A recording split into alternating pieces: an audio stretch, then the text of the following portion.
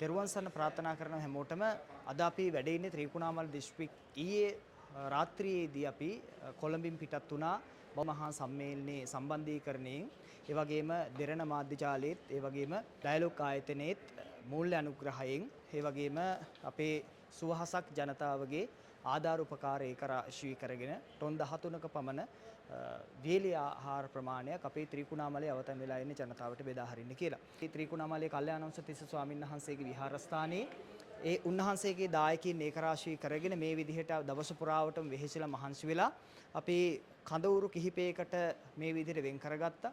ඒ වගේම තමයි ගම්මාන කිහිපයකටත් අපි පාර්සල් ගත කරන්නට යෙදුණා. ඉතින් ඒ ජනතාව බොහොම වෙහෙසුණා මහන්සුණා මේ ක්‍රියාවලිය වෙනුවෙන්. දැන් අපි අපේ පළවෙනි කොටස මොරවැව ඉන්න ඒ ජනතාව වෙතත් ඒ වගේම මරතඩියේ ඉන්න ජනතාවටත් රැගෙන යන්න තමයි මේ විදිහට මේ සකස් කරලා තියෙන්නේ.